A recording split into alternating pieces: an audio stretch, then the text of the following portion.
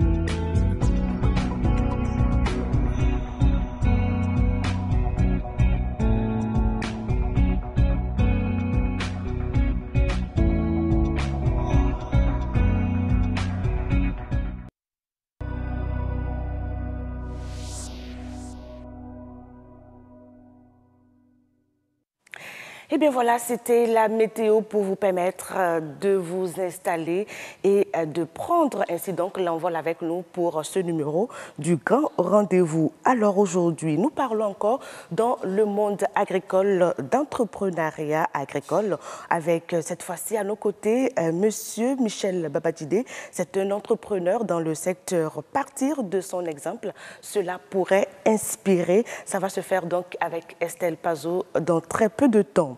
Retour sur le drame du lac Toro à Atiémé. Près de 10 000 tonnes de poissons tilapia empoisonnés. Un biotechnologiste sera admis sur le plateau du grand rendez-vous ce soir pour apporter, chers amis, son appréciation sur les impacts sanitaires. C'est un métier que très peu de femmes embrassent, c'est vrai. Parmi ces domaines qualifiés à l'origine comme réservés aux hommes figure le métier d'imprimeur. Eugénie Avawin est notre invitée. Dans la rubrique Expert, elle viendra partager avec nous son expérience puisque tout récemment, elle a été distinguée parmi bien d'autres femmes. Et puis une autre rubrique, c'est Horizon Culture. Nous recevons le maître chorégraphe du Ballet national, enfin du Bénin, vous comprenez bien. Il viendra nous esquisser quelques pas de danse à la verbale, bien entendu.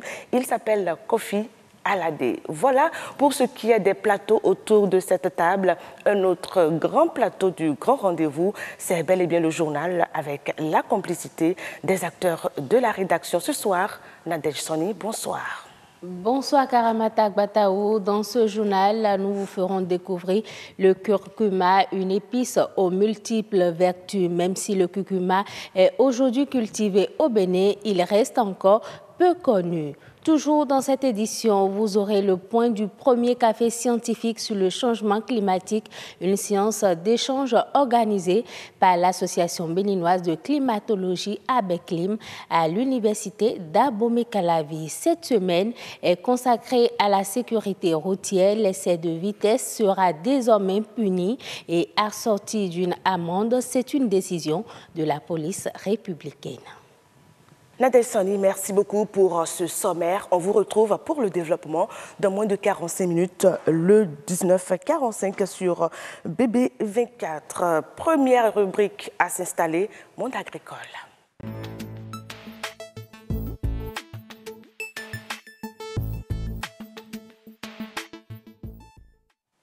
Nous avons plusieurs modèles de réussite. Parmi ces modèles, on peut bel et bien citer sans se tromper qu'il y a la production, enfin entreprendre dans la production animale. Et c'est justement le sujet qui sera au cœur des échanges dans le monde agricole avec Estelle Pazou ce soir. Mais avant, on regarde ce reportage et on revient en parler. 35 lapines, 6 mâles, 138 lapereaux, encore à l'étape d'allaitement. D'autres bébés lapins ont passé ce cap et sont à l'engraissement. C'est l'effectif de cette lapinière au moment de notre tournage. Des deux types d'élevage de lapins qui existent, on a fait ici l'option de la cuniculture dans des clapiers. Le plus important est beaucoup utilisé pour les grandes exploitations à but lucratif. Généralement, les clapiers pour l'engraissement sont souvent destinés pour la mesure de 80 cm pour la mesure des normes que nous avons dans les documents. 80 cm fois 40 cm fois 40 au massif. C'est souvent de 6 latéraux. Le système de suspension est un système d'organisation qui a été recommandé par les experts au début de la vulgarisation de l'agriculture afin de limiter la propagation de la coccidiose dans l'élevage, qui est une maladie prépondérante dans les élevages de lapins. L'élevage des lapins apparaît anodin, mais nécessite tout de même des connaissances en matière de réglementation, de suivi et surtout d'hygiène. Pour la qualité de sa viande, bien riche en protéines, le lapin est très demandé par les populations. Pour les éleveurs, le marché d'écoulement existe, même s'il n'est pas énorme. Intérieurement, dans la maison, il y a beaucoup de personnes, les gens s'en approvisionnent, on a de manifestations, on se fournit nous-mêmes. Et encore, dans la zone, à Zinvier, à Calavi, il y a beaucoup de gens qui nous connaissent et qui viennent. Autrement, nous sommes en contact avec beaucoup d'autres éleveurs et beaucoup d'autres restaurants et commercialisateurs de viande de lapin. Et quand nous en avons, nous le faisons si on jette du lapin avant, vous en avez besoin et puis il passe. Une étude diagnostique menée en 2014 par le Fonds des Nations Unies pour l'alimentation et l'agriculture FAO relève le faible taux d'organisation des acteurs, le faible niveau de technique et de gestion des exploitations, toutes choses qui constituent une entrave au développement du sous-secteur. Le développement d'un secteur d'élevage dépend de l'encouragement que les éleveurs ont à s'investir. Deuxième aspect, pour satisfaire la demande, qu'il faudrait que les éleveurs puissent aussi s'organiser dans un système de production groupée. Organiser sa production afin de pouvoir avoir à période donnée une quantité importante à mettre sur le marché. Parce que le fait d'abord, l'un des problèmes qui peut agir sur la rentabilité du lapin, c'est le fait de ne pas grouper sa production de vente et façon. Le lapin est un animal à cycle court qui se reproduit 7 fois par an et qui peut faire jusqu'à 12 bébés lapins par procréation. L'élevage de lapins est une filière prometteuse. Il s'avère donc urgent qu'un coup de pouce impulse à la filière la dynamique de la compétitivité. C'est vrai, il y a plusieurs enjeux, plusieurs défis à relever dans ce secteur, l'entrepreneuriat agricole et dans ceux-là qui font dans l'entrepreneuriat production animale. Voilà. Néanmoins, on peut quand même dire aujourd'hui à M. Babadjidé qu'il y en a un peu comme vous qui arrivent à tirer leur épingle du jeu. Bonsoir. Oui, bonsoir.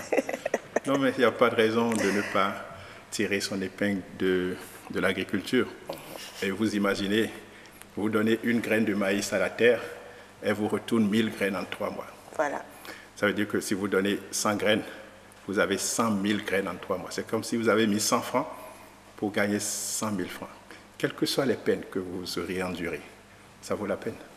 Ça vaut la peine, Estelle Pazou, et c'est justement pour inciter la jeunesse à entreprendre dans l'agriculture que nous débattons de ces genres de sujets. Estelle Pazou, bonsoir. Bonsoir, Karamata Bataou. Alors, la production animale, c'est un modèle de réussite, vrai ou faux?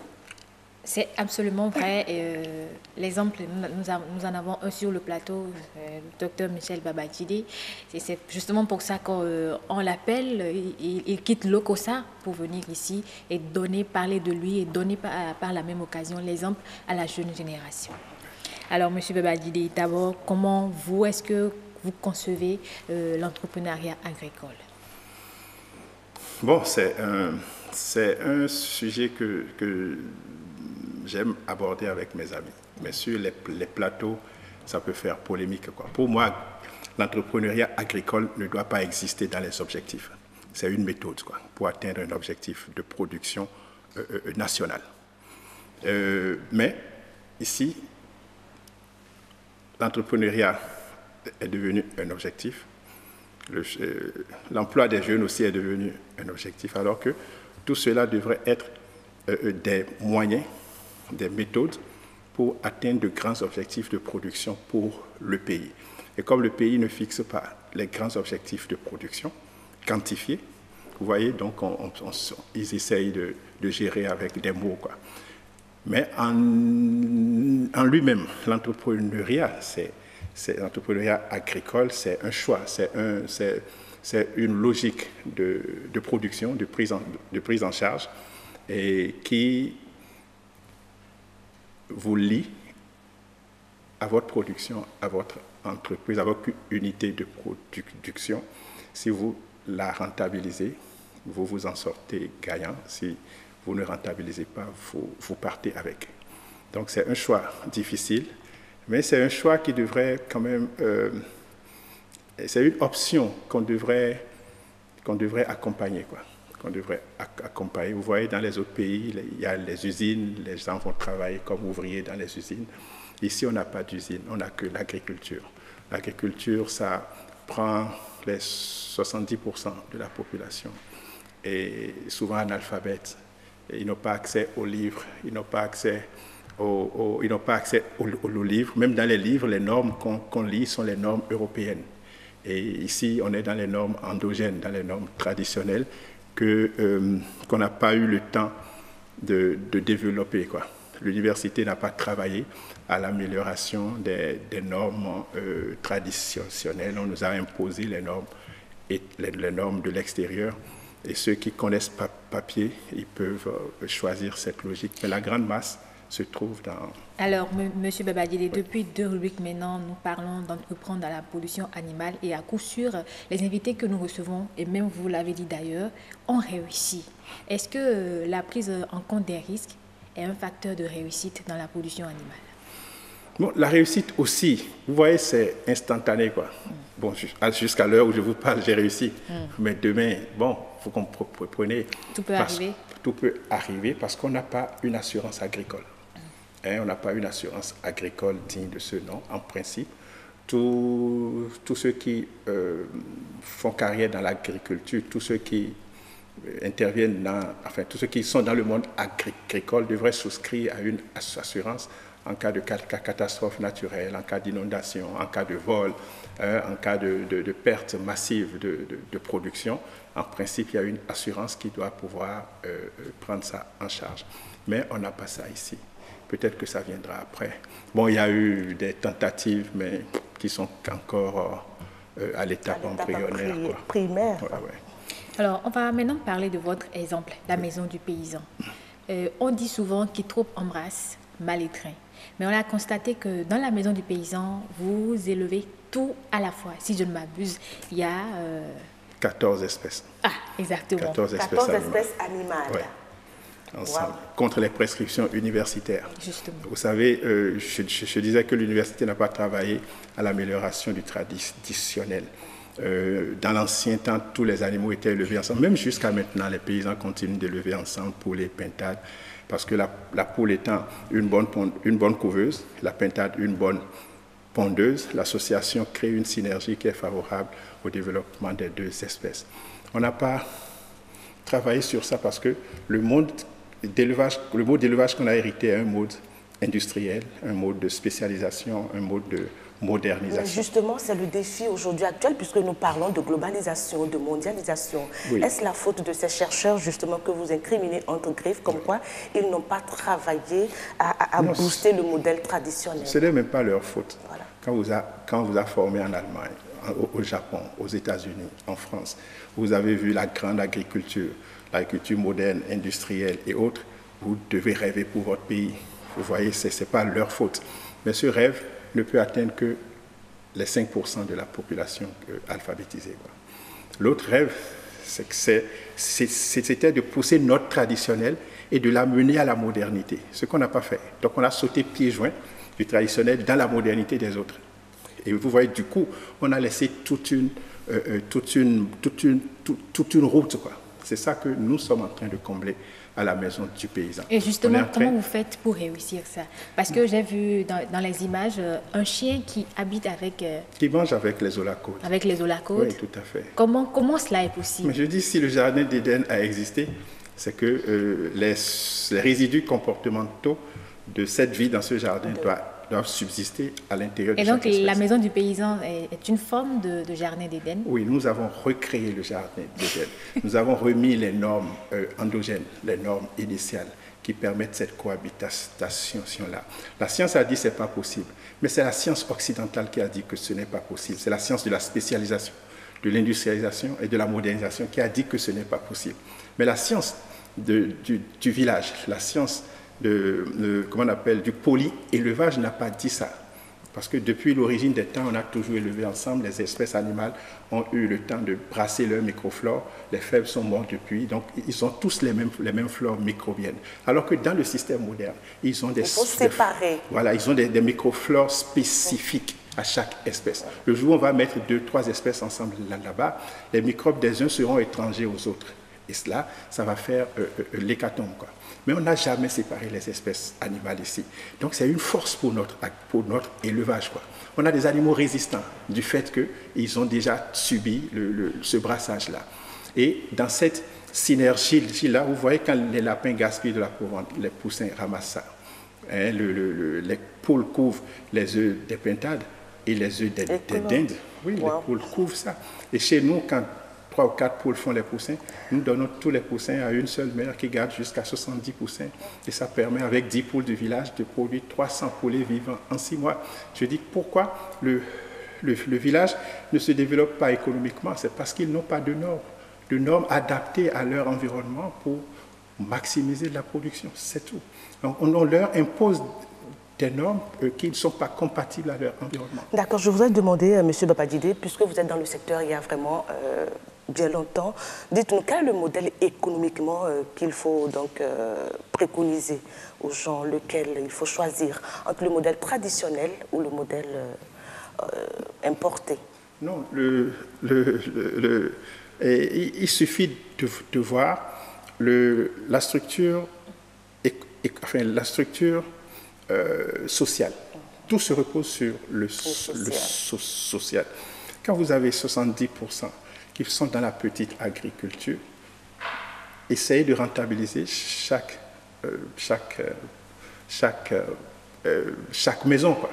Si chaque maison développe une agriculture rentable, je dis, si chaque paysan pouvait avoir une maison de paysans, non seulement on aurait atteint l'autosuffisance alimentaire pour chacun et pour tout le pays, et vendre le surplus d'une bonne viande vers les autres pays. Vous voyez que dans les autres pays, on peut atteindre l'autosuffisance alimentaire d'un pays avec 10 personnes.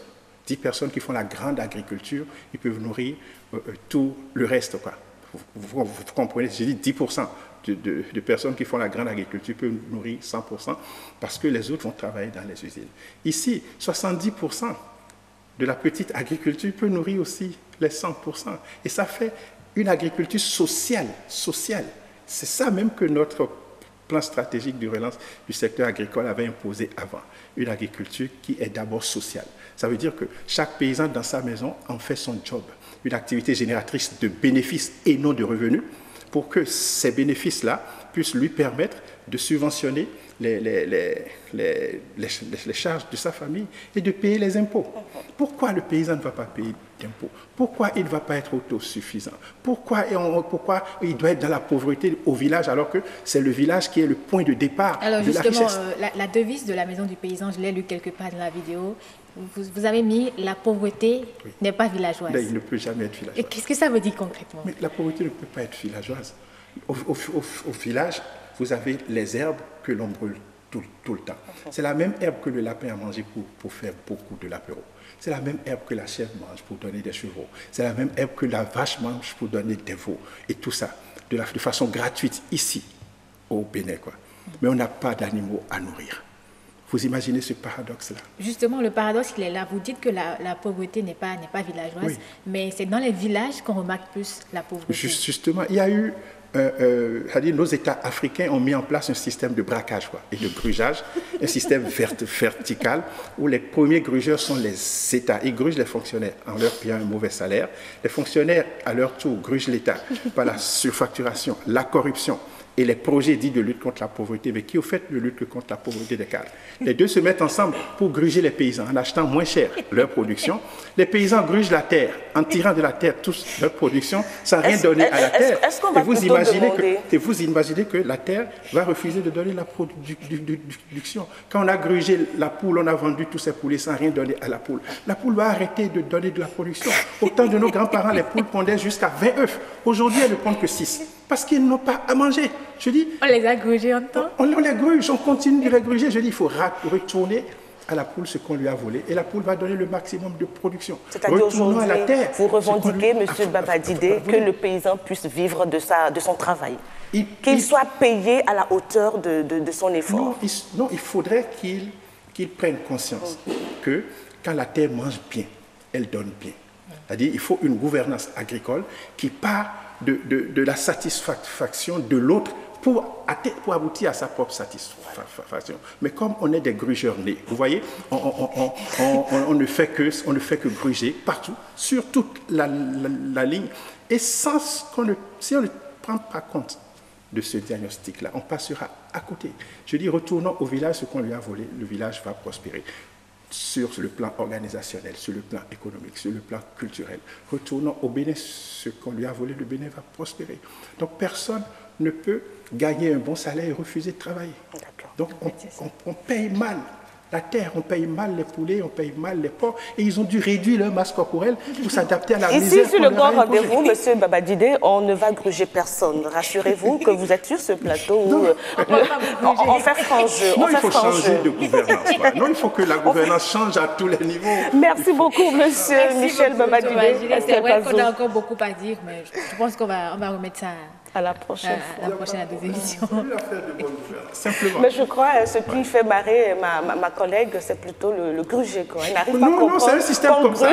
Qu'on gruge la poule qui fait des poussins. On ne lui donne rien à manger. Elle se débrouille du matin jusqu'au soir. Merci beaucoup. Elle prend l'œuf et vous Monsieur Babadjidé, vous êtes très intéressant. Merci beaucoup, en tout cas, pour ces informations utiles. Vous avez donc compris, on doit pouvoir donc travailler, c'est vrai, mais avoir donc les revenus de façon subséquente. Merci à notre invité, merci aussi à Estelle Pazou pour ce plateau honoré qu'on referme avec le sourire aux lèvres. Et nous passons ainsi à la deuxième rubrique, à savoir donc nature et bien-être.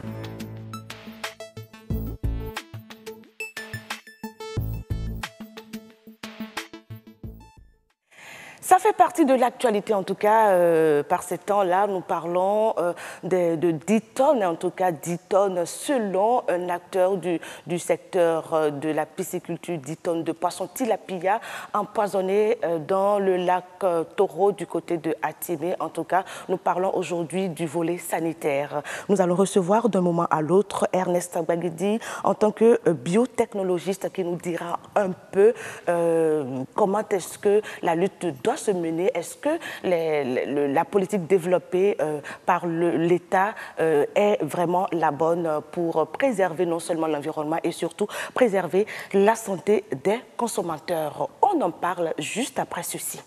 On a parcouru le lac de l'amont en aval, disons sur toute la longueur et sur toute la largeur, pour apprécier. Il faut avouer que lorsque vous quittez l'amont, c'est-à-dire de la partie qui est bordée par la route nationale Komé-Lokossa, l'ampleur a commencé par là. De là à la ferme de l'exploitant, ça fait environ 700 mètres.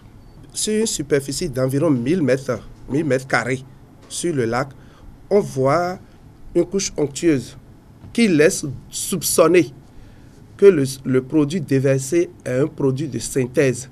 Donc ce n'est pas un végétal. Parce qu'il y a aussi des feuilles de chez nous que les pêcheurs ont l'habitude de mettre dans l'eau pour pêcher. Mais ici, avec cette couche onctueuse-là, nous soupçonnons un déversement d'ishiotoxique et c'est un produit de synthèse. Mais ce sont les résultats de laboratoire qui vont confirmer cette assertion-là. En ce qui concerne la durée de l'impact, selon les renseignements glanés auprès des pêcheurs, ils ont commencé par constater les mortalités de poissons le jeudi matin jusqu'au samedi. Mais après samedi, il n'y a plus de morts de poissons dans le lac. Comme quoi, sous l'effet de la dilution, n'est-ce pas, de l'effet du produit, on ne dit pas que le produit n'est plus là, mais ce n'est plus à une dose létale où ça peut tuer les poissons. Donc, à la fin, nous pouvons dire que l'impact s'est localisé dans un rayon d'1 kilomètre environ. Ça ne s'est pas étendu plus que ça. Mais toutes les dispositions sont prises à tous les niveaux décentralisés de l'État, de département, commune, arrondissement, pour que la veille soit permanente. Sinon, il n'y a pas péril à la demeure. Il n'y a pas péril en la demeure, il n'y a donc pas à craindre selon ce technicien du ministère de l'Agriculture, de l'Élevage et de la Pêche. Mais est-ce que M. Ernest Gbagidi partage ces propos? C'est ce que nous allons chercher à savoir tout à l'heure. M. Ernest Gbagidi, bonsoir. Bonsoir, madame. Oui, alors vous avez été au courant de cette situation du lac Toro, ou du moins au niveau, dans les encablures du lac Toro, comme quoi il paraît que ce n'est pas le lac même qui est touché, mais plutôt une installation d'un acteur de l'aquaculture. Alors dites-nous, quelle est votre lecture de ce drame, justement après ces propos du technicien que vous venez de suivre? Non, je crois qu'il a dit qu'il n'y a pas péril à la demeure, c'est peut-être rassurant, mais il y a quand même matière à s'inquiéter.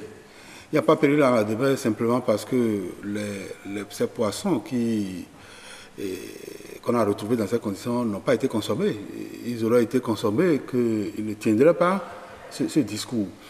Mais ce qui s'est passé interpelle à un niveau plus élevé. Ça pose le problème d'organisation et de suivi d'une filière. Ça pose le problème d'organisation en ce sens que on n'a pas noté la mise en place en amont d'un dispositif d'alerte et de riposte. Peut-être. Sinon, vous avez entendu, il a dit, c'est de jeudi à samedi. Exactement. Là où il y a un système d'alerte et de riposte, déjà le jeudi, on aurait dû prendre des dispositions. Ça repose le problème aussi d'encadrement du secteur agricole et qui pose le problème de financement agricole. Et je suis en train de comprendre pourquoi les banquiers n'aiment pas investir dans ce secteur, parce que le risque est très élevé. Mais ce qui est injuste en ce sens qu'il n'y a pas de secteur qui ne contienne pas de risques, mais il faut savoir les évaluer et les maîtriser simplement. Justement, est-ce que M. Ernest Gbagidi voulait dire par là que le secteur agricole béninois n'est pas véritablement suivi, il n'y a pas un accompagnement important des acteurs? Non, mais vous savez, à part ce produit de rente qu'est le coton et peut-être les noix d'analcadre et les qualités, vous savez qu'au niveau des produits vivriers, certains efforts se font, mais quelle structure a pu accompagner de manière substantielle les producteurs de ce secteur-là? C'est de cela qu'il s'agit. Parce que nous, on était dans une réunion à un niveau plus élevé, au niveau du conseil, je ne vais pas dévoiler quand même à un niveau élevé où le diagnostic que nous avions fait, c'était que le secteur agricole n'est pas financé. Et il va falloir trouver la faute est à qui, quand on sait que l'État même se bat aujourd'hui et est conscient de ce qu'il faut accompagner les acteurs de l'agriculture pour que l'économie béninoise, qui est majoritairement basée justement sur cette agriculture-là, l'État en est conscient en fait. Donc à qui la faute? Aux acteurs qui ne font pas la démarche ou à qui? Vous savez, n'oubliez peut-être pas, on est parti d'un système où l'État accompagne de manière technique. Les ingénieurs, les encadreurs ont pour mission d'accompagner les producteurs, d'accord, de leur mettre à disposition des outils techniques, comment utiliser les techniques agricoles, pour tout dire. Aujourd'hui, la population s'est accrue. Donc l'agriculture de subsistance ne permet plus au producteur de vivre de son métier. La demande sur le marché n'autorise plus cette agriculture de subsistance, donc il va falloir aller à une production un peu plus grande, à défaut d'être industriel. Donc le producteur a besoin d'un accompagnement financier. Je sais que le volet technique est toujours disposé, parce qu'on n'a pas supprimé l'accompagnement au plan technique, mais il faut donner des moyens, il faut avoir des machines, il faut avoir des semences, il faut avoir un certain nombre de dispositifs pour booster effectivement la production, accroître la superficie emblavée. Accroître la superficie, c'est aussi pour parer à certaines difficultés, un peu comme cet acteur-là qui a été malheureusement touché par ce virus. On parle d'un virus, on parle d'une pellicule justement. Monsieur Baguedi, de quoi il s'agit réellement? Non, je crois qu'on est dans un domaine purement technique et sensible. Moi, je n'ai pas voulu me prononcer rapidement sur la question. J'attends une seule voix officielle. Laquelle? Quelle voix officielle? Non, je veux sinon que le ministre lui-même en charge de cette question, il s'est prononcé, on l'a écouté. Vous savez, je dis bien, je redis, nous sommes dans un domaine sensible technique. Le ministre l'a dit. D'accord. On pourrait aller au-delà. Et vous voyez ce qui s'est passé aujourd'hui, même si c'est des virus, ils sont rentrés dans le milieu par quelle chimie. On dit que le mal est localisé. Je veux croire que ce soit localisé, tant mieux, parce qu'il n'y a plus de morts de poissons. Je veux croire que le toxique est dilué, comme j'ai suivi dans l'élément. Ça, c'est pour le bonheur du consommateur. Et ça dit que vous êtes sceptique. Toutes les fois qu'il y a de pareilles situations, moi, j'attends l'expertise en amont et en aval. Ce n'est pas pour alarmer les populations. Je sais qu'au plan infrastructure qualité, le laboratoire central de sécurité sanitaire d'Allemagne, il n'est pas moins outillé. Et je l'ai su de très près. Étant moi-même un produit du laboratoire, j'observe ce qui se fait. Mais pendant qu'on est en train de rassurer les populations, la veille s'impose. La veille citoyenne s'impose et doit continuer. Elle doit continuer jusqu'à un niveau donné, puisque je ne souhaiterais pas avoir encore le foyer quelque part. Maintenant, quant à ce qui est arrivé à celui-là, est-ce que des mesures d'accompagnement, c'est là l'autre revers. Quelqu'un qui s'est investi à cette hauteur et qui a subi ce drame. On parle quand même de 10 tonnes. Voilà, si on ne l'accompagne pas, les autres que nous sommes en train d'amener à rentrer dans la production locale, parce que c'est de ça que nous avons besoin aujourd'hui pour avoir une alimentation sécurisée, des produits sûrs, il faut que ce soit produit localement.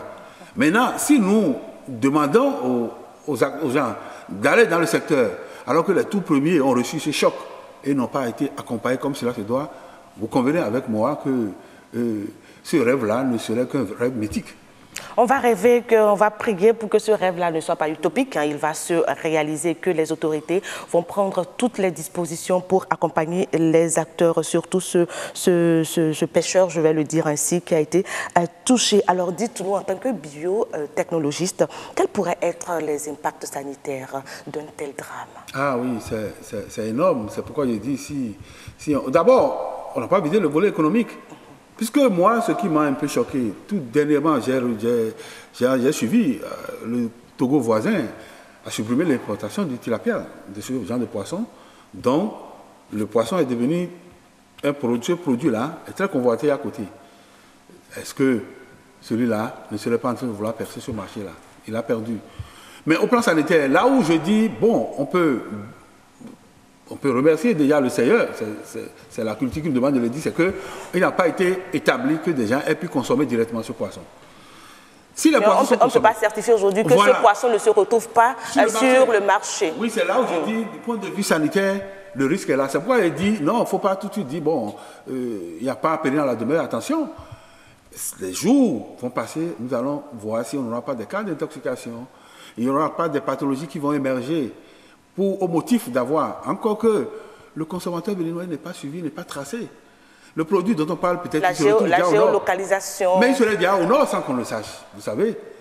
Donc, c'est vous dire que quand ça se passe comme ça, il faut passer sur tous les marchés aussi, faire des prélèvements sur les étalages, amener au laboratoire pour voir si ce qui a été identifié sur ces poissons ne se retrouve pas dans ces poissons des prélèvements qu'on est allé faire le mal. Est-ce qu'on est allé à ce Parce niveau? que les bonnes dames, sitôt, se sont ruées vers cette installation. Comme d'habitude. Et puis, elles ont commencé par fumer les poissons. Donc, c'est sans doute que... Le poisson serait sur le marché. Sur le marché. Il y en a qui l'ont déjà consommé. C'est pourquoi je parle de prélèvements sur le marché. On devrait aller sur les étalages, faire des prélèvements rapidement pour voir si les résultats trouvés vont corroborer ceux qui ont été vraiment, ceux qui étaient sortis du labo quant au prélèvement qui a été effectué sur ces poissons morts. Alors pour quelqu'un qui aurait donc, on ne le souhaite pas, mais c'est une hypothèse qu'on établit là. Certainement, quelques individus les auraient déjà mangés. Mais alors quels sont les risques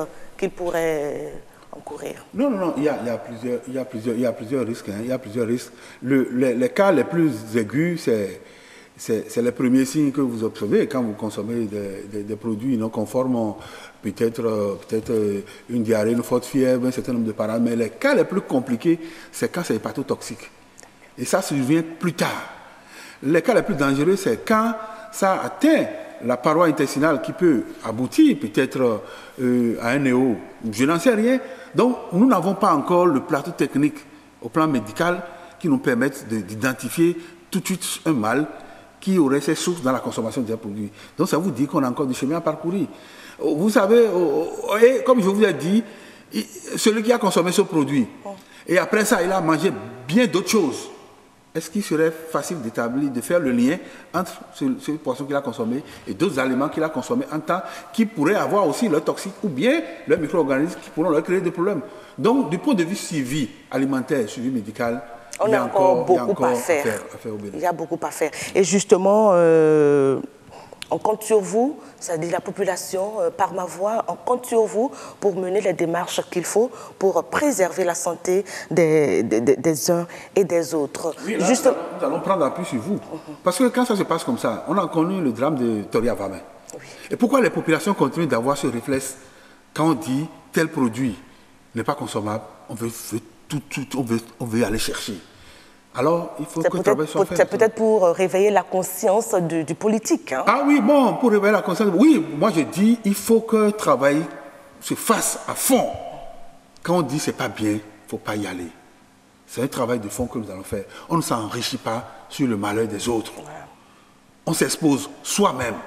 Et ces femmes ne pensaient pas qu'ils vont chercher le poisson pour dire nous allons les vendre aux gens et nous n'allons pas manger. Il arrive qu'eux-mêmes ils en consomment. Donc, ça veut dire que nous sommes à un niveau d'éducation encore bas, du point de vue alimentaire. Donc, l'éducation, et ça doit commencer aussi par les écoles. Justement. Les enfants aussi peuvent aussi déjà dire à leurs parents ce qu'ils aiment, ce qu'ils n'aiment pas.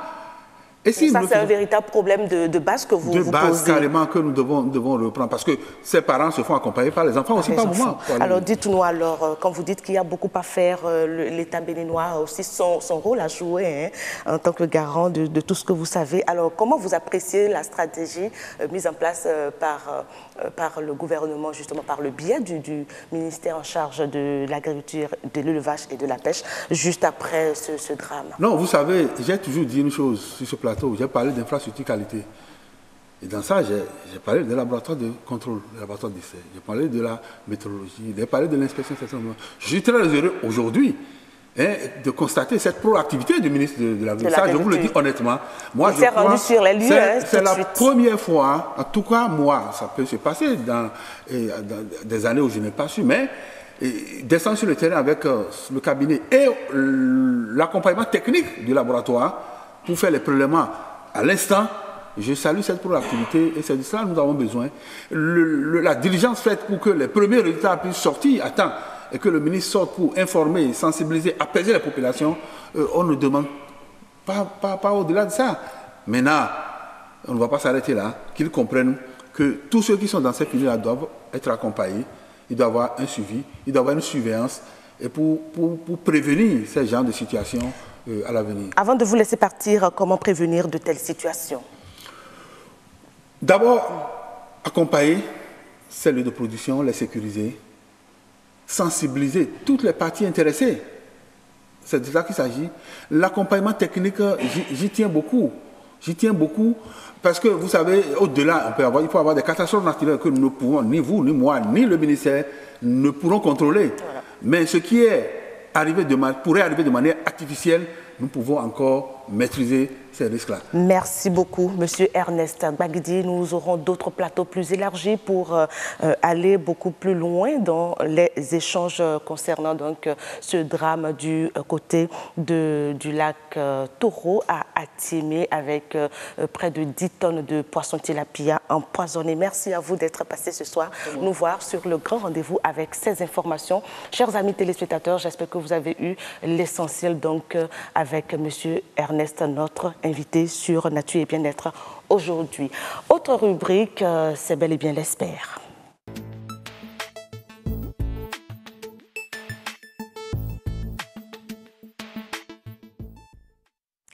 Voilà, c'est le troisième plateau et c'est Espère, la rubrique Espère qui reçoit ce jeudi une grande dame, une dame qui se bat beaucoup, en tout cas dans son secteur, puisqu'elle est imprimeur. Vous savez, c'est très rare de trouver des femmes dans ces genres d'activités. Voilà, elle s'appelle Eugénie Avaouin.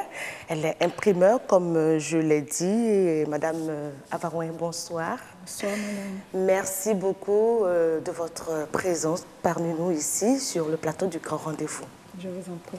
Alors dites-nous, une femme et ce métier, est-ce que ça fait bon ménage? Quand on est une femme, est-ce que c'est facile d'exercer le métier d'imprimeur? Tout comme les autres métiers, c'est pareil, je crois. Moi, à mon avis, je trouve ça pareil aux autres métiers. Seulement que c'est un métier où on ne trouve pas beaucoup de femmes. C'est rare de trouver des femmes dans ce métier, puisque moi-même, au départ, j'étais comptable de formation.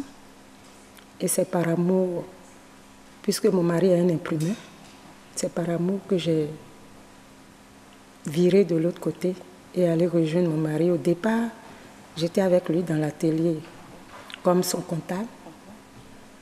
Mais pris par le goût de l'imprimerie, petit à petit, j'ai commencé à m'intéresser à la chose. Alors, quand vous dites que c'est par amour, ça veut dire que c'est le sentiment donc, porté à votre mari qui a été donc le déclic. Vous êtes passé de comptable à imprimeur. Tout à fait. À imprimeur. Et une manière certainement pour vous, personnellement, de dire que ce secteur n'est pas exclusivement réservé aux hommes. Les femmes aussi peuvent bien le pratiquer, tout à fait. Le métier. Et dites-nous un peu dans le quotidien, aux côtés de votre mari, comment est-ce que vous gérez? Bon, c'est comme si j'étais dans un ministère ou bien dans une société autre que le nôtre. Je me lève comme tout le monde. Je fais d'abord mes travaux ménagers et je m'apprête pour le boulot. Comme si j'étais dans un autre ministère. Et je me rends aussi au boulot comme tout le monde. Mais j'étais avec lui, puisque au départ, moi j'ai vécu en Côte d'Ivoire avec mon époux, et c'est là que j'ai eu tous mes enfants. Bon, avec la guerre en Côte d'Ivoire, en 2004, on a jugé bon que moi je rentre avec les enfants.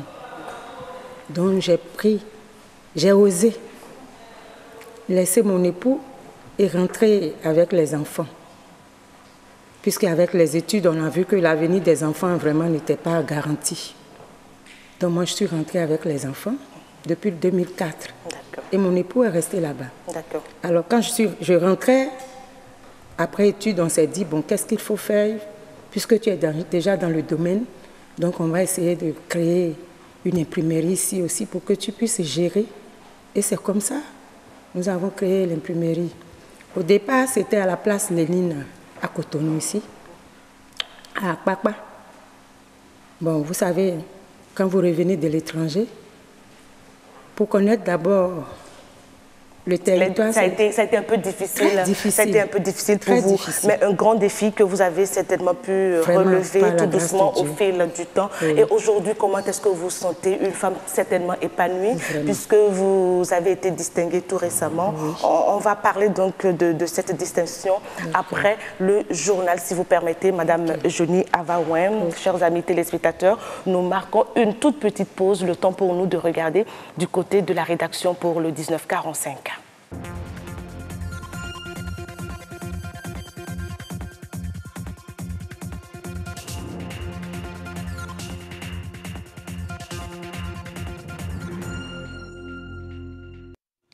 À toutes et à tous, bonsoir, bienvenue au sommaire de cette édition. Utilisé en tant qu'ingrédient colorant dans la préparation alimentaire, le curcuma est une épice aux multiples vertus préventives comme curatives.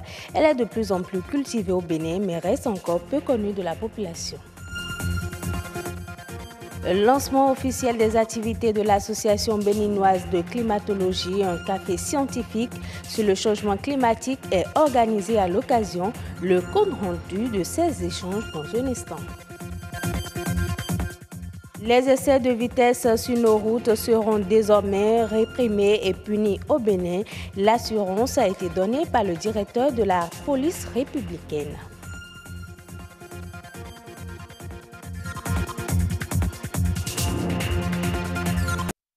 Espèce exotique, le curcuma se cultive aujourd'hui dans certains jardins de Cotonou. Progressivement, on le retrouve sur certains étalages dans les marchés et supermarchés, mais il n'en demeure pas moins que cette espèce pourtant si utile reste encore inconnue. Allons donc à la découverte du curcuma dans ce reportage que nous proposent Rodrigue Blondoumé et Estelle Pazou. Il est d'une couleur à faire douter de son caractère consommable. Pourtant, le curcuma est une épice de la famille du gingembre. Originaire de l'Asie, il est parfaitement adapté au climat tropical, ce qui explique d'ailleurs sa culture ici, dans ce jardin. Le curcuma, c'est adapté à nos contextes, le climat tropical, humide, du coup ça se passe bien. Peu importe le sol, si il y a un sol sableux ou bien un sol argileux, le curcuma se porte très très bien. Malgré sa présence sur certains étalages dans les marchés, le curcuma reste inconnu. Plus inconnu encore, ce sont les différents usages qu'on peut en faire. Ça peut être utilisé à la cuisine, en médecine, même en cosmétique. Donc à la cuisine, le curcuma se retrouve dans beaucoup de plats. Ça peut être utilisé pour préparer la sauce, le riz et beaucoup de plats. Seulement voilà, le curcuma n'est pas encore cité dans la gamme des épices consommées au Bénin. Il a bien des atouts pour arriver à s'imposer sur le marché et même d'atterrir dans nos plats. Mais cela passe par quelques conditions. Pour faire entrer cette épice dans l'alimentation, il faut nécessairement que de plus en plus une formation soit donnée, surtout au niveau, n'est-ce pas, des centres culinaires ou des centres de formation où on apprend à faire la cuisine. Il faut que de plus en plus des mets soient réalisés avec le curcuma. Il faudrait aussi que la formation soit donnée aux producteurs pour qu'ils puissent produire davantage le curcuma. Même si on les compte encore sur le bout des doigts, certains Béninois connaissent bien le curcuma. Pour eux, ses vertus et les maladies qu'il guérit sont multiples et variées. Le Bénin dispose officiellement d'une association béninoise de climatologie, ABECLIM, créée depuis 2 ans. Elle a lancé ses activités ce mardi 22 mai à l'université d'Abomey-Calavi. L'association béninoise de climatologie se veut être un creuset de discussion entre acteurs intervenant sur les questions des changements climatiques. Professeur Espédi Vissin, président de ABECLIM, revient ici sur les objectifs au micro de Benol Djogbe et Amandine Aniamboussou. Cette première sortie de l'association béninoise de climatologie vise d'abord à une meilleure visibilité de la dite association et montrer que nous ne sommes pas nés pour mourir. Cette association vivra longtemps parce que, en son sein, il y a des gens dynamiques qui veulent de la pérennité de la climatologie. C'est un creuset qui permettra de véhiculer les messages liés à la chose climatologique parce que nous manquons de base de données liées à la chose climat. Cette base sera mise en place par l'association. Base non seulement de compétences avérées dans le secteur, parce que l'association ne regroupe pas que des climatologues. L'économie parle du climat. Le juriste parlera du climat aussi. L'homme de santé parle du climat. Donc tout le monde est intéressé par le climat. D'où la nécessité de mettre en place cette base de données des compétences dans ce secteur. Parce que le climat impacte tout ce qu'il y a dans l'environnement. Une association qui est liée à l'Association internationale de climatologie. Bientôt, grâce à l'Association béninoise de climatologie, nous allons mettre en place une association ouest-africaine de climatologie au Bénin, lors du colloque qui aura lieu en septembre prochain, qui regroupera au moins 7 pays d'Afrique de l'Ouest. Le Bénin en tête, bien sûr. Grâce, bien sûr, à cette association ouest-africaine que nous allons créer, nous aurons un poids au sein de l'Association internationale de climatologie, parce que l'Afrique ne peut se faire entendre que dans l'union. Dans l'unité, nous serons très forts. C'est pour cette raison que l'Association béninoise de climatologie est créée pour servir de creuset à tous ceux qui interviennent de près ou de loin à la chose climatologique.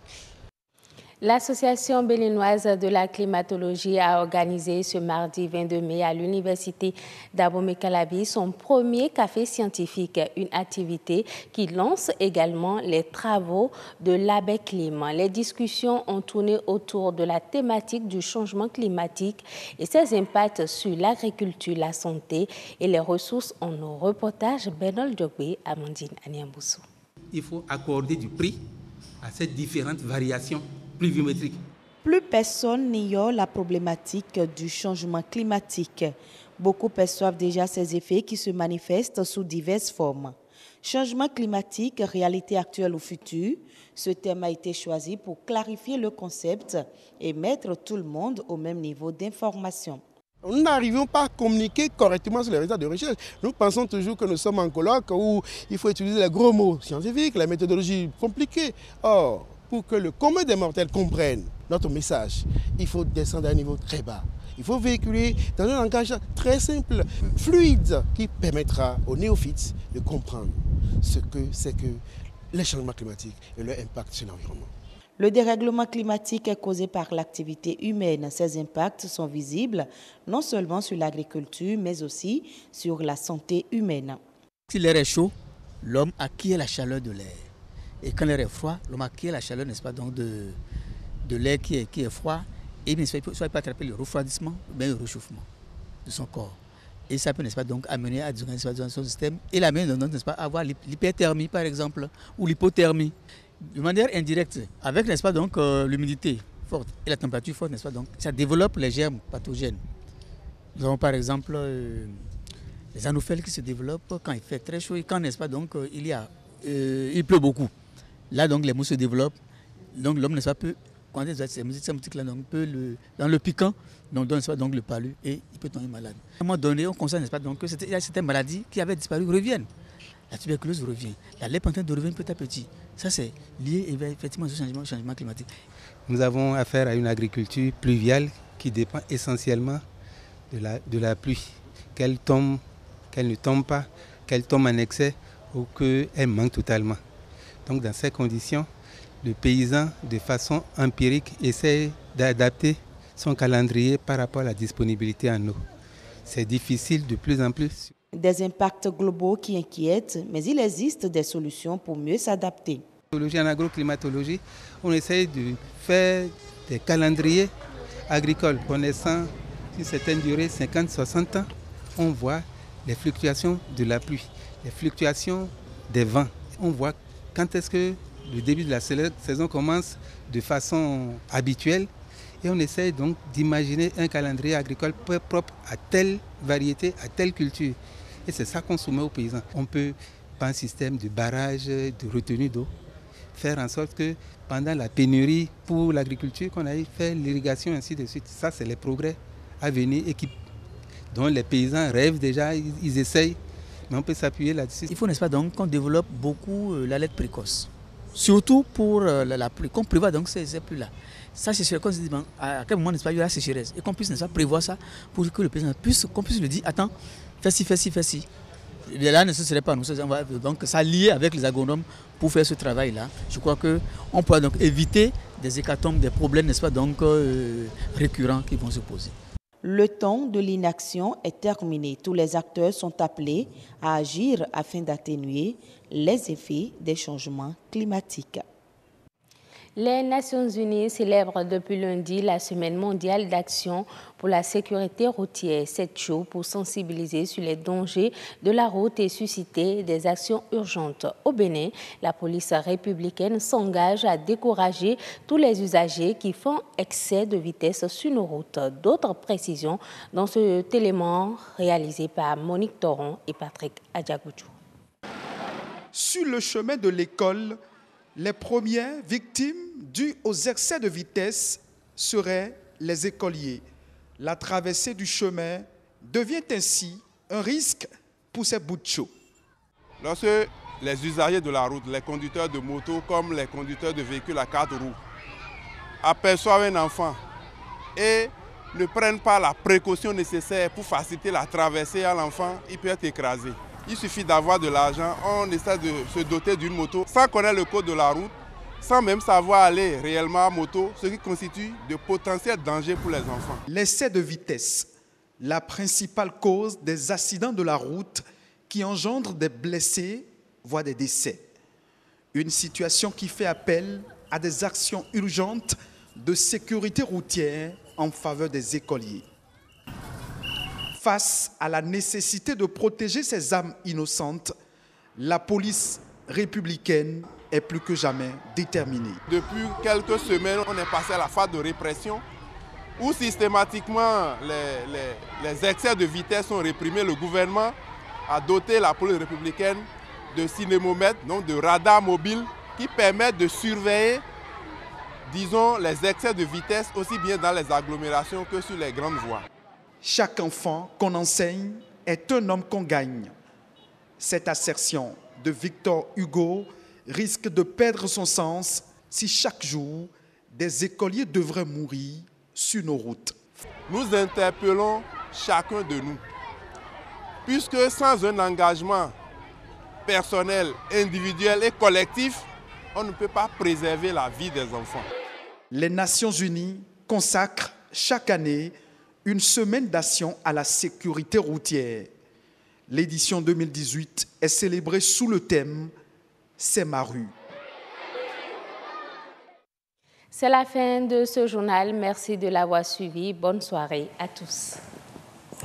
Pareil aussi à vous, Nadège Soni, pour cette présentation. Chers amis conducteurs, vous qui êtes au volant ou au guidon, pensez vraiment à nos tout petits, voilà, nos écoliers, nos apprenants. Merci beaucoup. Alors, retour au plateau, enfin autour de cette table avec notre experte, puisqu'il s'agit d'une femme qui se nomme Eugénie Avaouin. Elle est imprimeur.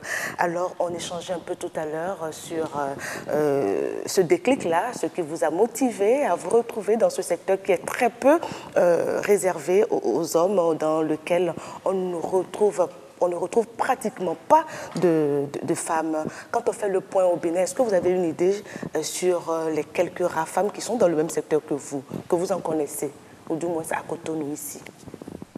Disons, maintenant, si on peut voir, il y a au moins 30% de femmes quand même. Hein? 30%? Oui, 30%. Nous ne sommes pas nombreuses, mais il faut dire aussi que la jeunesse d'aujourd'hui aussi, parce que chez moi déjà, j'ai au moins une dizaine qui sont en formation.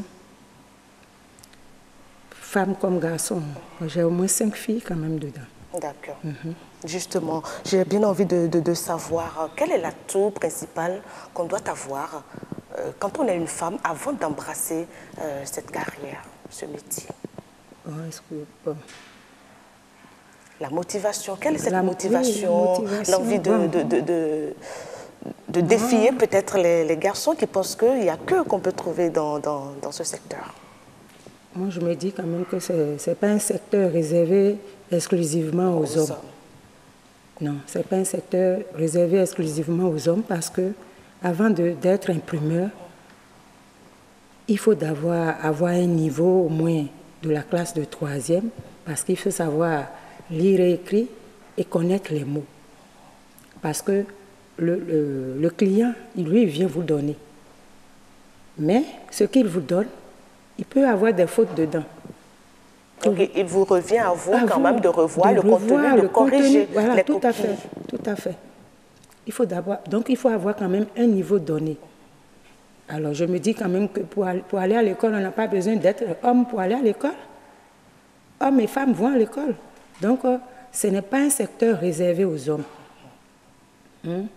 Bon, peut-être c'est les machines qui vont peut-être effrayer la femme.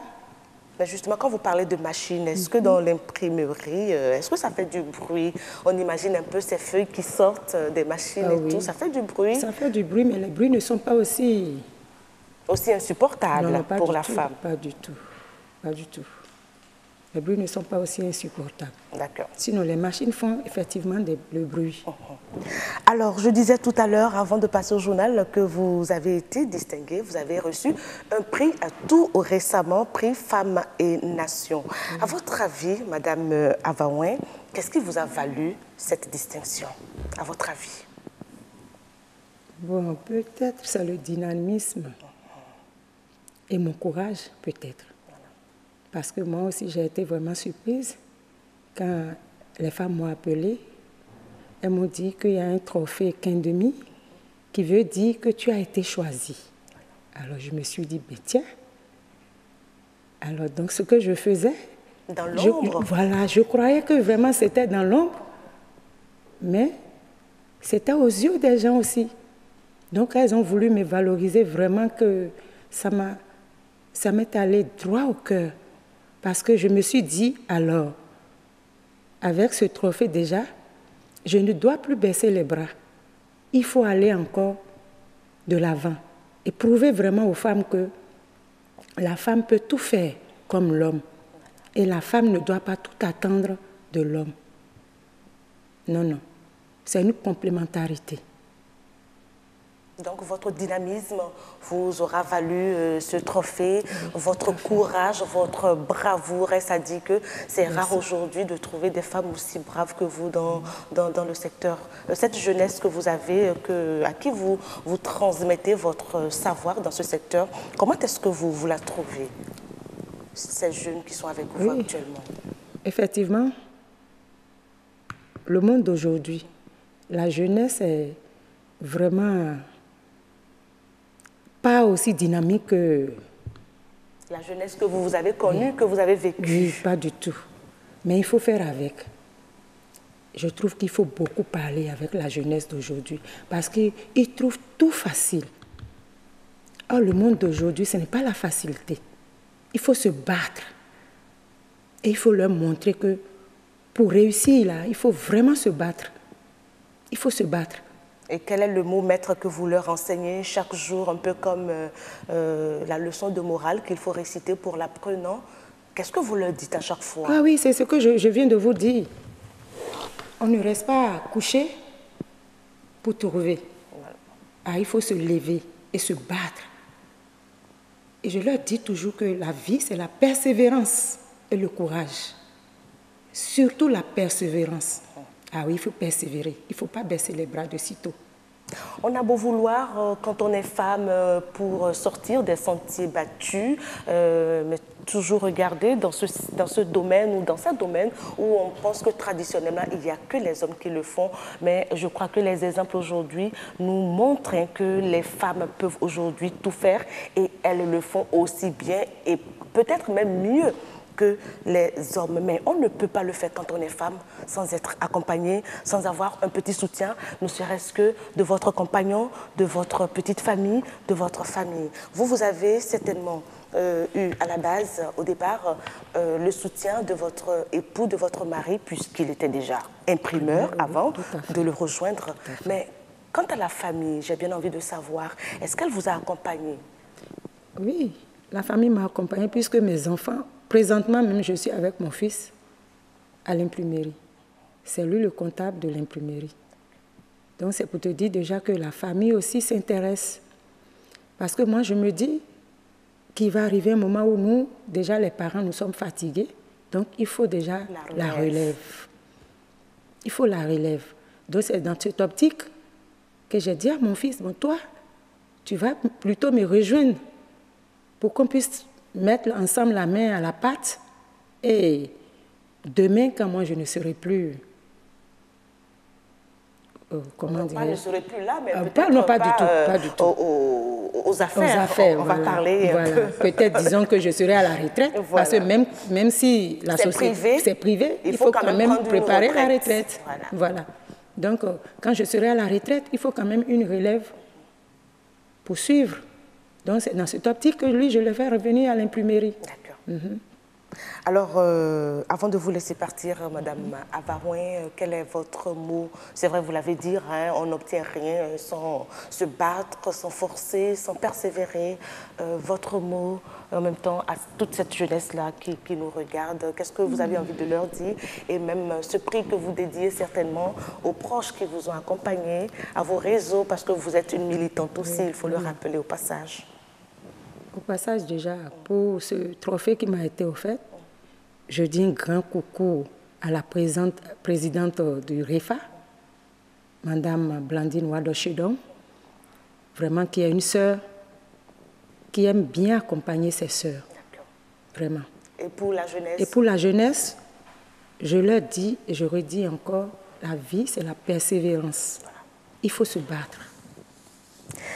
Voilà, il faut se battre. C'est sur cette exhortation de Madame Eugénie Avarouin, imprimeur, que nous mettons donc un point final à ces échanges dans la rubrique Espère. Nous allons persévérer et nous allons nous retrouver donc à claquer des doigts, à claquer des pieds, enfin à danser.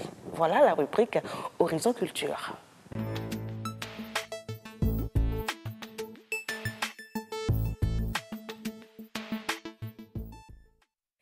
Horizon Culture, c'est la dernière rubrique du grand rendez-vous de ce 24 mai 2018 et nous recevons, waouh, tel que nous sommes gâtés, hein, c'est lui-même le maître chorégraphe du Ballet National qui a fait le déplacement vers nous ce soir sur BB24. Il va certainement nous apprendre à danser. Je n'en sais rien, on verra bien ce que ça va donner à la fin. Il s'appelle Kofi Alade, mais avant de l'installer comme cela se doit, on va tous ensemble regarder ces belles images. Regardez un peu la danseuse au teint café au lait et aux cheveux fournis qui danse correctement du zénith de Dahomey. C'est une noire américaine. Noir américain il est aussi, ce danseur au même teint basané et au menton fourni qui est derrière elle. La preuve, voici la danseuse à la chevelure d'Ève en démonstration élastique, style ondulation indienne avec ses consoeurs compatriotes américaines. À l'épreuve, voici le danseur à la barbe d'Adam en démonstration acrobatique, style relevé chinois, avec ses confrères compatriotes américains. Step Africa, le nom de ce groupe séculaire des États-Unis d'Amérique. Un groupe chorégraphique qui allie claquettes des pieds et claquements des mains pour en faire une danse où le corps sert de tam-tam pour la cadence. Symboliquement, voici la pirogue d'où débarquent ces filles et fils d'Afrique déportés et devenus filles et fils d'Amérique. Et quand ces Dahoméens de la diaspora rencontrent les ex-Dahoméens actuels béninois, on se dit Donoumi.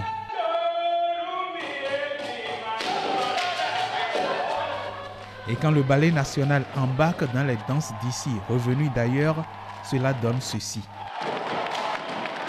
Fihoué, Donkoué, domicile ici et là-bas. L'autorité ministérielle ne peut que en pleurer de joie. J'ai coulé les larmes parce que j'ai vu qu'en vérité, ici ou là-bas, c'est le génie béninois qui s'exprime. 2 jours ont suffi pour Brian Williams, chorégraphe des Step Africa, et Kofi Adolphe Alade, chorégraphe du Ballet National, assisté de Richard Adossou et de Rachel Adossou, pour créer ce brassage négro-américano-africain.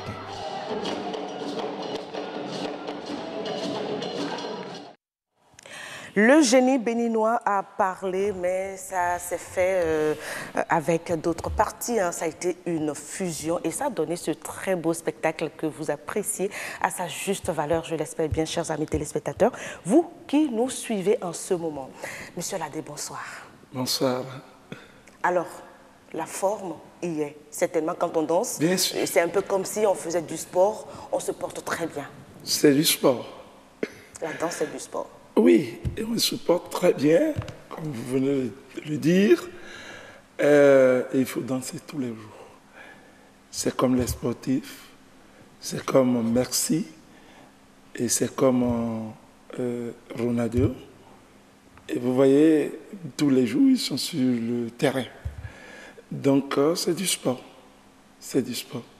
Danser, c'est du sport. Danser, c'est aussi un art. Et l'autorité l'a dit tout à l'heure, c'est le génie qui s'est exprimé. Et c'était du beau. On claque des doigts, des pieds aussi, ça tapait le sol. C'est vraiment du beau. Parce que on m'a dit, les Américains seront là. Et il faut faire quelque chose. Ce que vous venez de voir est monté en 2 jours. Au fait, c'est en 2 jours. Et j'ai dit, mais qu'est-ce qu'il faut faire? J'ai surnommé ce spectacle le brassage. Le brassage entre les États-Unis d'Amérique et le Grand Bénin. Et c'est ça que vous venez de voir. Et c'est en 2 jours qu'on a monté ce spectacle. Justement, le projet est parti d'où? On a juste envie de savoir et quel est l'objectif visé. Mais l'objectif, c'est que nos frères américains, noirs américains, au fait, ils ont décidé de venir à la source. Et ils nous ont appelés. Ils étaient au Ghana. Et après Ghana, c'est le Bénin. En 3 jours, ils nous ont demandé de monter quelque chose et de rester ensemble avec le Ballet national du Bénin, dont je suis le chorégraphe. J'ai dit, mais il n'y a pas de problème, on va le faire. Ils ont dit, mais est-ce que c'est possible? Parce que théoriquement, lorsque j'ai pensé à ce spectacle, le brassage, j'ai rencontré le chorégraphe de l'autre côté et il me disait, mais théoriquement, ce que vous venez de dire est très bien, mais on ne peut pas pratiquement le faire en quelques jours. Et j'ai dit, mais je peux le faire. Parce que j'ai affaire avec des professionnels de l'autre côté et ici au Bénin, avec des professionnels, vraiment. Et c'est en quelques jours qu'on vient de monter ce spectacle. Ils étaient contents. Ils ont coulé des larmes. Le gouvernement, l'ambassadrice des États-Unis, tout le monde est content. Et vous venez de voir. C'est ce spectacle qu'on appelle le brassage, qu'on a montré au spectacle, on a montré aux spectateurs le vendredi passé. Wow. Voilà. J'imagine que le public a fait massivement le déplacement. Je vous jure, ça a fait le plein. Et vous avez, les Américains, c'est vraiment des professionnels. Eux-mêmes, ils ont compris qu'il y avait aussi du talent à l'interne. Voilà. Et nous sommes des familles. Au fait, on est des familles. Ils n'ont pas perdu leur culture et ils sont revenus à la source. Le nom du spectacle, le nom de ce spectacle, c'est le brassage. Tout simplement. Et tout simplement. Le brassage. Alors, quels sont les différents rythmes que vous avez mis ensemble, que vous avez travaillé, monsieur Aladé, que vous avez mijoté dans votre esprit et finalement sortir sur... Voilà. J'ai pensé rapidement... Sur la piste de danse. Voilà. J'ai pensé rapidement beaucoup de rythmes, mais j'ai choisi quelques-uns. D'abord, le Hungan d'Abomey, c'est une danse des Amazones. J'ai choisi le Tipinti de la Takura et Tonga. J'ai choisi le Saint-Sénon de Bogo et l'Albori. Et dans le zoo, le Akon même, vous avez vu tout à l'heure que les Américains sont en train de danser le Akon. Le Akon, ça c'est d'Abomey. C'est une danse de la cour royale d'Abomey. Le Saint-Sénon, c'est une danse de réjouissance. Le Tipinti aussi. Et vous avez vu tout à l'heure, ces Américains n'ont pas perdu leur culture. Ils ont dansé le zéli, ils ont dansé le Saint-Saëns, ils ont dansé le Tipenti.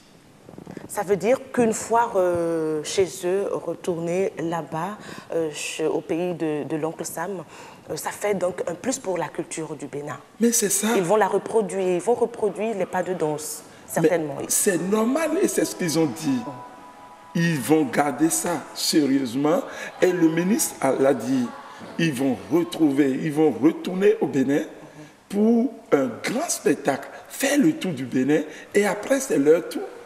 On doit être aux États-Unis, faire le tour avec ce spectacle. Et ça, je vous le jure, ça va être un bon spectacle.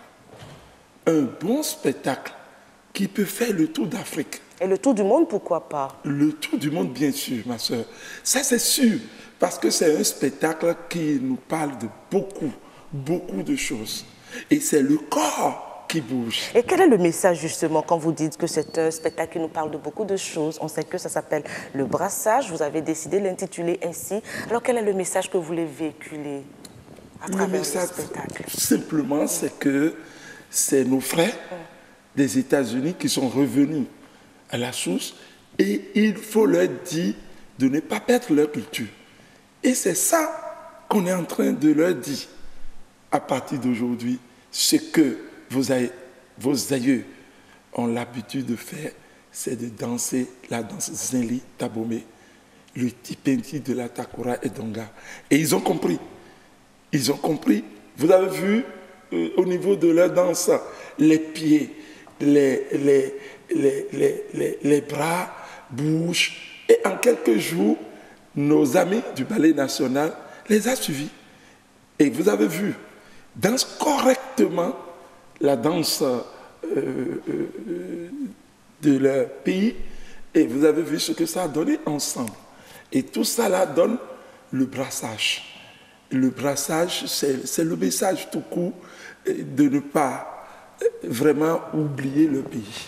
Le brassage qui compte quitter donc, les centres de production ici au Bénin et aller se produire dans les autres pays africains et faire le tour du monde. Vous avez d'autres projets, vous avez des ambitions en tant que maître chorégraphe de notre ballet national. C'est toute la représentation culturelle que vous représentez. Vous savez, en quelques jours,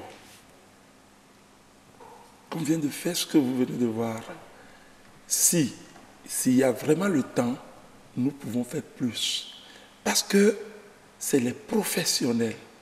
Et le ministre vient de le dire, le génie béninois est... C'est cet esprit même. Voilà. Donc, si on a affaire avec des professionnels, c'est autre chose. Vous voyez, si nous avons les moyens, on peut faire beaucoup. Justement, j'ai envie de savoir, avec la danse, quels sont les défis qu'on peut relever? Quand on parle du développement aujourd'hui, tous les pays rêvent d'un meilleur développement. Avec la danse, comment est-ce qu'on peut développer un pays un peu comme le Bénin? On peut développer un pays comme le Bénin à travers la danse parce que, d'abord, regarde un peu la Côte d'Ivoire, le Guinée. Par leur culture, ça fait des années, c'est la culture qui donne à manger à ce pays. Et plus principalement, je dis, si nous avons les moyens et une organisation terrible, nous pouvons... Regarde, c'est les écureuils danseurs, ceux-là, ceux qui sont en train de danser pour le Bénin. Eux, les Américains, chaque année, ils ont 11 mois de tournée. 11 mois de tournée, je vous dis. Donc, 1 mois de repos. Donc, si nous avons des moyens, et avec le jeune ministre, je suis sûr qu'on va aller loin. Je vous assure, on peut aller loin. Parce que... Donc, rien qu'avec la danse, en se basant sur le ballet national, on peut développer le pays. On peut développer le pays, parce que c'est le sport et la culture, aujourd'hui, qui parlent de pays. Aujourd'hui, et comme le sport, ça vient à Pidikou, nous pouvons rattraper avec la danse. Parce que c'est les écureuils danseurs qui dansent. Et comme le sport. Et aujourd'hui, on a la chance que c'est le ministre qui gère la culture, qui gère le sport aujourd'hui. Donc on peut aller loin si on met des moyens. Ça fait aussi un brassage aussi. Oui, ça fait aussi un brassage, bien sûr. Et la danse rapporte. On amène des trophées dans ce pays. On amène des trophées. Et pourquoi pas, il faut mettre les moyens pour qu'aujourd'hui, qu'on peut amener au niveau de la danse, comme qu'on peut amener des trophées au pays. Et je vous jure, ça là que vous venez de voir, et comme le sport traîne à arriver, et ça va arriver, je suis sûr, avec ce ministre, la danse aujourd'hui a sa place. Est-ce que vous avez l'impression que la danse est en train d'amener le pion au sport quand on prend le football qui est aujourd'hui, en haut de la liste? Sincèrement, aujourd'hui, sans vous mentir, parce que le ballet national est souvent chaque année dans des festivals dans le monde. Et je vous jure que s'il y a les moyens, comme le groupe Cest Africa, qui chaque année a 11 mois de tournée, si ça se passe comme ça au Bénin, aujourd'hui, sincèrement, je vous jure qu'on va parler du Bénin partout dans le monde, à travers notre culture, à travers la danse. Donc je dis, ceux qui sont au ballet national aujourd'hui, c'est rien que des professionnels. Merci. Et s'il y a des moyens, ils vont faire encore plus. Ils vont faire plus pour ce pays. Et je compte sur le ministre, le jeune ministre qui est là aujourd'hui. Vous parlez tellement avec certitude, avec conviction. Oui, avec conviction. Vous êtes certain qu'il y a quelque chose qui va se faire. Il nous a rencontrés et que c'est un ministre. Ce n'est pas que les autres ministres n'ont pas fait. Ils ont fait, mais celui-là, celui qui est là aujourd'hui, je compte sur lui que ça va marcher. On va entendre le Bénin. On va entendre le Bénin partout dans le monde, à travers la danse, bien sûr. Merci beaucoup. Monsieur Aladé, voilà, Kofi. Adolphe. Adolphe, je le précise encore, maître chorégraphe du Ballet National. C'était tellement intéressant avec vous, ces échanges, que je n'ai pas envie de vous laisser partir. Oh, voilà. J'avais bien envie d'esquisser quelques pas de danse, mais je ne suis pas très sûre si ce plateau, si le plateau s'y prête. Voilà, le plateau ne va pas s'y prêter, donc on va faire l'exercice, le déplacement vers votre centre et on reviendra avec les images pour les amis téléspectateurs. C'est vrai. Le grand problème, ce spectacle que vous venez de voir, l'écriture, mise en scène, chorégraphie, c'est Aladé, mais assisté de quelqu'un, Richard Dessous, et pour l'interprétation de langue, parce qu'il y a Dessous Rachel aussi, qui est à côté de nous. Et je dis un grand merci. Vous saluez toute l'équipe en fait. Voilà, le directeur technique Marcel Zouno, qui est le directeur de l'ensemble artistique national. D'accord. Merci beaucoup, Monsieur Aladé. C'est fini pour Horizon Culture de ce jour. Merci encore une fois d'être passé nous voir. Merci. On reviendra. Vous faites beaucoup pour le pays. C'est vrai, hein? Je vous dis sincèrement. Si vous le dites, j'y crois. Mais on est très content parce que vous faites beaucoup pour le pays. Merci beaucoup. Alors, chers amis téléspectateurs, vous avez compris Horizon Culture de ce 24 mai. Stop et fin. On ouvre une autre rubrique et ça s'appelle ActuWeb.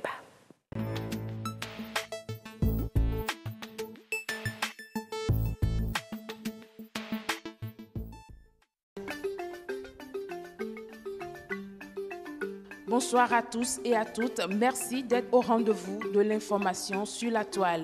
On démarre par la page nationale, le quotidien d'information, d'analyse et de publicité. La Nouvelle Tribune a été suspendue depuis hier par la Haute Autorité de l'audiovisuel et de la communication. Cette mesure dite conservatoire, selon Adam Bonitessi, président de l'institution, vient corriger un problème de non-respect du Code de l'information et de la communication en République du Bénin et le Code de la déontologie béninoise. Toujours au Bénin, la 6e édition du Football for Friendship à Moscou accueille plusieurs Béninois, dont 2 jeunes de l'USS craqués en Russie. Une manière de démontrer que le football béninois fournit d'énormes efforts. Hors de nos frontières à présent, des singes sauvés d'un labo.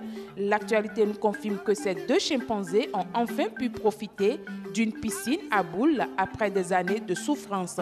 Ils ont été sauvés par l'association Project Chimps Sanctuary. On revient en sport, mais cette fois-ci avec le Paris Saint-Germain. Adrien Rabiot dit non à une place de suppléant. C'est par une lettre écrite à la Fédération française de football que le joueur du Paris Saint-Germain refuse sa place parmi les 11 suppléants choisis pour la saison prochaine.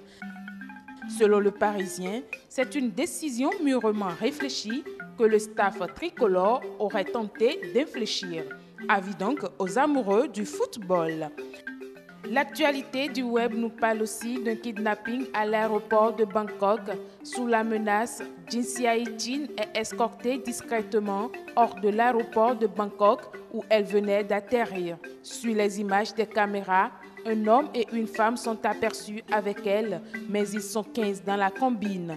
Il y a même un lieutenant de police qui travaille à la sécurité de l'aéroport parmi les kidnappeurs. Son mari a été contacté et accepté 13 jours plus tard de reverser une rançon d'environ 266 000 €. La police a réussi à identifier tous les complices, mais n'a pas encore réussi à en arrêter un seul. Et une dernière information de cette revue web, le procès dit de la chemise arrachée. 4 ex-salariés de la compagnie aérienne Air France ont été condamnés pour violence par la Cour d'appel de Paris. L'affaire remonte d'octobre 2015 où des salariés avaient envahi le siège de la compagnie aérienne à Roissy. Les images du directeur des ressources humaines prenant la fuite, la chemise arrachée par des manifestants, avaient circulé sur le web. Ce sera donc tout pour l'actualité du web de ce jeudi 24 mai 2018. Merci de l'avoir suivi. À bientôt. Bonne soirée à vous, Marcel Petro, pour ces informations bien croustillantes. Et c'était donc ActuWeb de ce soir. Chers amis téléspectateurs, on ne va pas finir sans revoir la météo.